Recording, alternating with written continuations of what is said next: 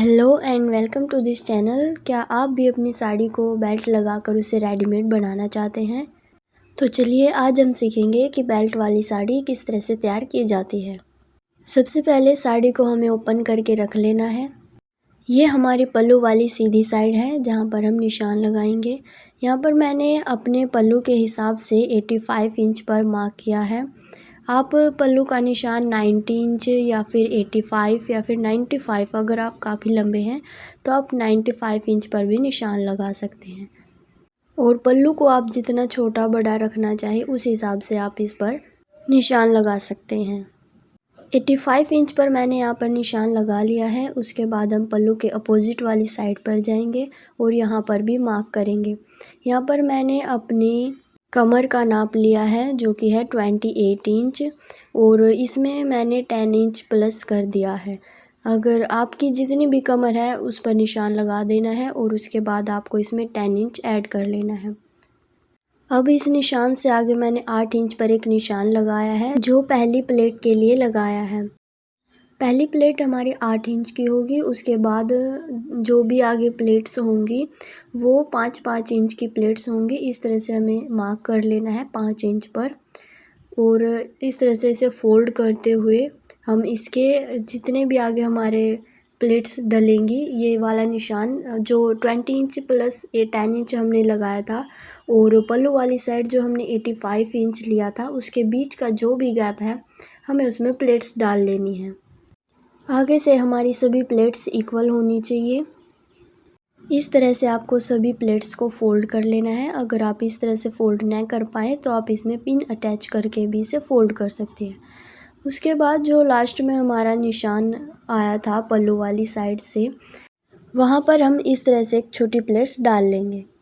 उसके बाद एक बार फिर से हम सभी प्लेट्स को अच्छे से सेट कर लेंगे ताकि ये ऊपर नीचे और इधर उधर ना हो, क्योंकि अगर ऐसा हुआ तो बाद में काफ़ी दिक्कत आएंगी। सभी प्लेट्स को हमें अच्छे से सेट कर लेना है। उसके बाद सिलाई मशीन की मदद से हम इस पर एक सीधी सिलाई लगा देंगे। ये सिलाई लगाने के बाद एक सिलाई हम नीचे की तरफ भी लगा देंगे जो लगभग 3 इंच तक लगेगी और इसी तरह से एक सिलाई हम यहाँ पर भी लगा देंगे ताकि हमारे प्लेट्स अच्छे से सेट रहें।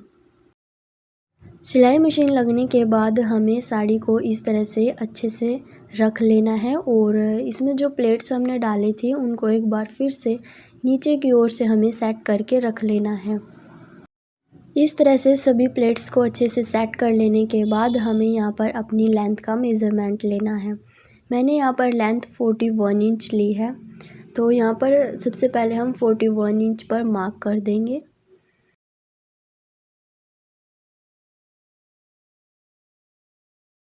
मार्क कर देने के बाद हम ऊपर की ओर से इसे नाप लेंगे, क्योंकि हम बार बार नीचे की तरफ नहीं जाना पड़ेगा हमें। ऊपर की तरफ यह लगभग 4.5 इंच होता है, उससे 1 पॉइंट कम ही है। प्लेट्स के पीछे हमारा जितना भी फैब्रिक है वहाँ तक हम इस तरह से 4.5 इंच पर निशान लगाते जाएंगे। लास्ट तक हमें निशान लगा लेना है। उसके बाद कमर के नाप के बराबर हमें बुकरम ले लेनी है और उसे 2 भागों में काट लेना है। और मैंने यहाँ पर इलास्टिक का भी यूज़ किया है जो मैंने 6 इंच की ली है। इलास्टिक को हमें दोनों बुकरम के बीच में जोड़ देना है। मैंने यहाँ पर साड़ी से मैचिंग एक एक्स्ट्रा फैब्रिक भी लिया है जिसकी विड्थ 4 इंच ली है और यह जितना हमारा कमर का नाप है उससे मैंने 6 या 7 इंच एक्स्ट्रा ही लिया है ये फैब्रिक। इलास्टिक को दोनों बुकरमों के साथ हमें अटैच कर लेना है। 2 से 3 सिलाई हमें इस पर लगा लेनी है। फैब्रिक के अंदर हमें बुकरम को रख लेना है और फैब्रिक को इस तरीके से फोल्ड कर लेना है। आगे से हमें थोड़ा सा स्पेस छोड़ देना है और इस पर सिलाई लगा लेनी है। यह सिलाई हमें थोड़ी सी बुकरम के ऊपर ही लगानी है और एक नॉर्मल सिलाई इस पर लगा लेनी है। जहाँ से हमारे इलास्टिक शुरू होती है वहाँ पर इलास्टिक को इस तरह से अपनी तरफ खींच लेना है। दोनों हाथों का यहाँ पर हमें यूज़ कर लेना है और इस पर सिलाई लगा देनी है। अगर आप इसे बिना खींचे सिलाई लगाते हैं तो इस पर इलास्टिक लगाने का कोई भी फ़ायदा नहीं होगा। इस तरह से इस पर सिलाई लगा देनी है और आगे बुकरम पर हमें नॉर्मल ही सिलाई रखनी है। ऊपर वाली पट्टी हमारी तैयार हो चुकी है और एक्स्ट्रा फैब्रिक को हम कट कर लेंगे। उसके बाद जहाँ पर हमने निशान लगाया था उस पर हम इस पट्टी को रख लेंगे। आगे से हम जो स्पेस हमने छोड़ा था पट्टी में उसे इस तरह से फोल्ड कर देंगे और बिल्कुल इस निशान के ऊपर ही हम इस पट्टी को रखेंगे और इस पर एक सीधी सिलाई लगा देंगे। यहाँ पर हमें सिलाई ध्यान से लगानी है क्योंकि यहाँ पर नीचे बहुत सारा फैब्रिक इकट्ठा हो गया है। आपको यह ध्यान ज़रूर रखना है कि जहाँ पर हमने निशान लगाए हैं बिल्कुल उसी पर हमें सिलाई लगानी है, क्योंकि अगर सिलाई ऊपर नीचे हुई तो हमारी साड़ी की प्लेट्स है जो वो भी ऊपर नीचे हो जाएगी और बिल्कुल भी इसमें फिनिशिंग नहीं आएगी। जहाँ पर हमारे इलास्टिक है वहाँ पर हमें इसी तरह से इसे खींच लेना है। इलास्टिक का यूज इसमें इसलिए किया जाता है ताकि ये आपको बिल्कुल भी कोई थोड़ी बहुत भी इसमें लूजिंग आपको ना लगे। इलास्टिक लगाने से ये आपको बिल्कुल फिट आती है। पूरे निशान पर हमें इस तरह से ही सिलाई लगा लेनी है। लास्ट में भी हमें फैब्रिक को थोड़ा सा अंदर की तरफ फोल्ड कर लेना है पट्टी वाले फैब्रिक को और उस पर सिलाई लगा लेनी है। पट्टी लगा लेने के बाद मैंने यहाँ पर हुक लिया है जिसको हम इसमें अटैच करेंगे। यहाँ पर शुरुआत में ही थोड़ा सा मार्जिन रखते हुए हमें इस तरह से हुक को अटैच कर लेना है। हुक को अच्छे से लॉक करने के बाद हमें हुक से 5 इंच की दूरी पर एक निशान लगा लेना है।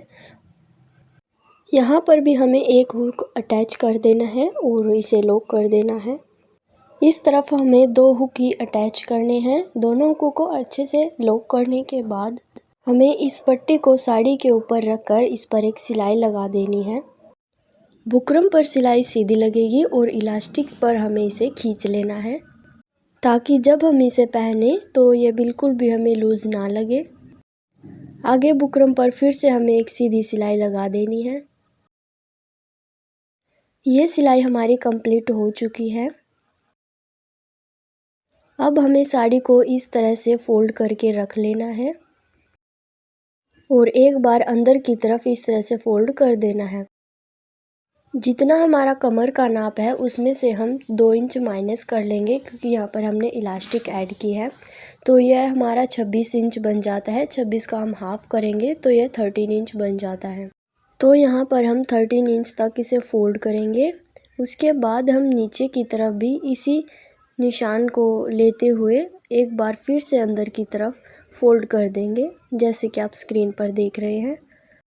उसके बाद प्लेट्स वाली साइड को हमें फिर से इसके ऊपर रख देना है और जहाँ पर हमने हुक अटैच किए हैं बिल्कुल उसके नीचे ही हमें मार्क कर देना है, क्योंकि यहाँ पर हम दूसरे हुक भी अटैच करेंगे। इस तरह से हमें मार्क कर देना है और जहाँ पर हमने दूसरा हुक लगाया है उसके नीचे भी हम इसी तरह से चाक से मार्क कर देंगे। निशानों को हमें अच्छे से मार्क कर लेना है और उसके बाद इस पर भी हम हुक को अटैच कर देंगे। दोनों हुकों को हमें अच्छे से लॉक कर लेना है। आपको यह वीडियो कैसी लगी कमेंट बॉक्स में ज़रूर बताना और वीडियो को शेयर करना मत भूलिएगा। और इसी के साथ एक रेडीमेड साड़ी बिल्कुल तैयार हो चुकी है। उसके बाद इन हुकों को हम इस तरह से आपस में लॉक कर लेंगे और इसका फाइनल लुक तो आप वीडियो की शुरुआत में देख ही चुके होंगे। वो आपको कैसा लगा ये भी कमेंट बॉक्स में ज़रूर बताइएगा।